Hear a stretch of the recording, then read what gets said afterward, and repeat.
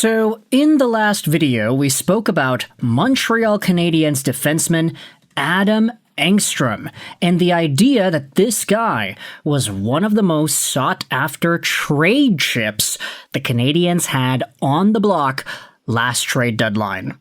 Okay, that's a little misleading. They didn't have him on the block per se, but he was one of the guys that most NHL teams were targeting in trade discussions back at the deadline. Instead of talking about Engstrom, let's shift our gears to another left-handed defenseman in the Canadiens organization and describe an actual trade destination for this guy. Could Canadiens defenseman Jayden Struble get traded to the Boston Bruins? This article by Gabriel Sammy from HabsFanatics.com posted yesterday dives into some of the rumors from before linking Jayden Struble to Boston and asks whether or not these are worth reopening in 2026. According to Marco D'Amico last fall, the Boston Bruins had genuine interest in acquiring Jayden Struble.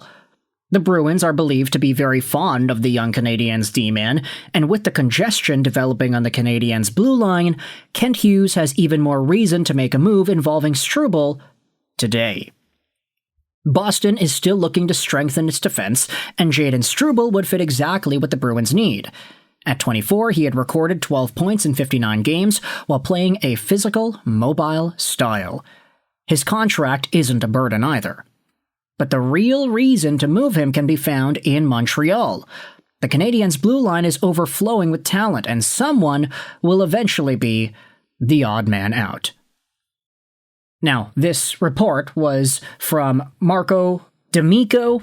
He said on the Sean Starr show back last year that, hey, the Boston Bruins do have interest in this guy. They like the idea of Jayden Struble. They want to improve their defense. So on paper, this trade makes sense.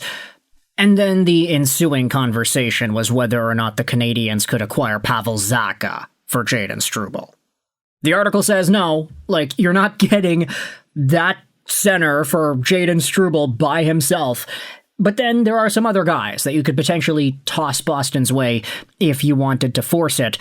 Struble ain't untouchable, especially if Engstrom or Reinbacher have a great training camp and manage to earn a spot on St. Louis' roster. This, of course, was written back in September of last year, so it's almost been a year. But when you consider the Boston Bruins and where their D-core is at, I do think that there is room for them to still consider acquiring some help on their back end. I mean, no disrespect to Lohrei, McAvoy, Lindholm, Will Borgen, Nikita Zadorov, and Yoki Haru, but this ain't the strongest D-core. I like some of the guys they have on the left side. Mason Lohrei, kind of a fantasy beast if you're into that stuff.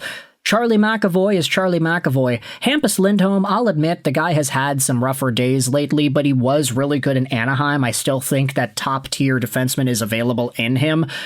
Will Borgen, I'm kind of shaky on. Nikita Zadorov has some good moments sometimes.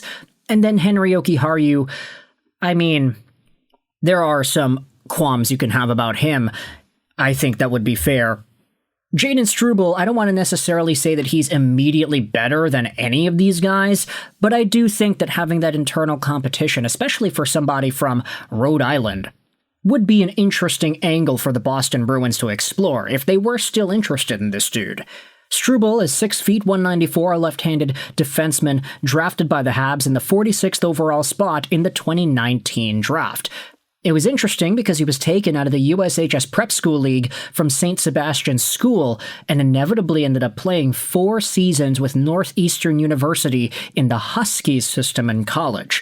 After that, he had signed and then played a decent amount of games for the Montreal Canadiens over the next few years. We made a few scouting report videos about Struble back when he was a prospect that essentially spoke about all of the qualities that he brought. The biggest thing that stood out to me was the fact that during the 2019 draft, I don't know if the results are still available online or what have you, but in 2019, Jayden Struble was actually like one of the most, if not the absolute most athletic guys in the skills testing combine. Skills testing? Strength testing. You know, where they do like the grips and the jumps and the VO2 max and all that stuff. When it came to the physical tests, Jayden Struble was one of the best guys on the board consistently. You could say he was very much the most athletic person drafted out of the 2019 draft, and a lot of us said, hey, he plays a big, strong game, despite the fact that he's only 6 feet. He plays like he's 6'5". He moves people like he's 6'5". He moves the puck. He's physical. He does all these things that he needs to do. Kind of a perfect Boston Bruins type defender, if you really think about it.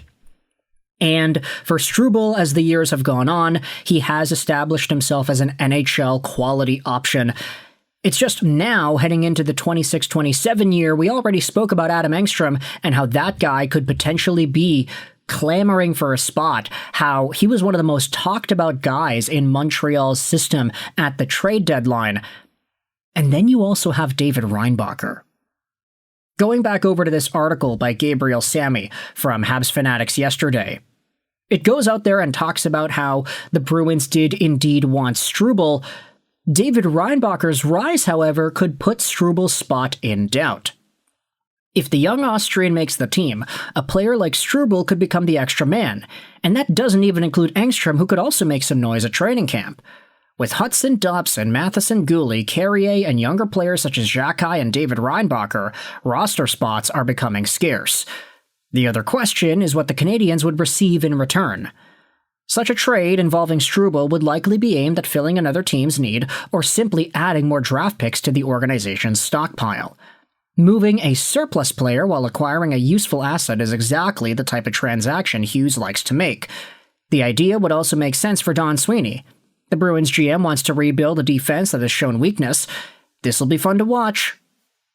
And then linked in the bottom is a post made on the Sick Podcast with Tony Marinaro's Twitter account asking whom it is you would trade or keep between Arber Xhekaj and Jayden Struble. It's kind of funny because a lot of these Canadiens trade talks that we've been having lately always seem to revolve around their defense. It's Xhekaj, it's Struble, it's Engstrom, maybe Reinbacher if you really wanted to go down that path. Although I don't know if Canadiens fans would necessarily want to give up, quote-unquote, on him just yet. But at the end of the day, it's a pretty big indication of where the uncertainty is with the Canadiens roster. You've got second-line center minutes that need to be attached to somebody who's capable of playing them, and then you also have the bottom pair D, which you kind of have to sort out between 4 guys or so to fill out. Top 4, I'd say it's pretty reasonably conclusive. Goulet, Hudson, Dobson, and Carrier. But everybody else, you kind of have too many names for fewer spots available. Sure, I get that injuries are going to happen, and at some point, Engstrom and Struble and Xhekaj and Reinbacher are going to be forced to play games, but ideally, if you're heading into the playoffs, you want to allow your team on the ice to be the best version of itself, and I just wonder if Jayden Struble is a part of that discourse when everything is said and done. You can let me know your thoughts in the comment section below. How do you feel about Jayden Struble and his former links to the Boston Bruins, whether or not this is something you think the Canadiens should re-explore? Would you trade Jayden Struble to Boston? What could you get in return? Probably not Pavel Zacha, but what about a draft pick or two? You can let me know your thoughts in the comment section below. I hope you enjoyed this Recherche 9, and bye.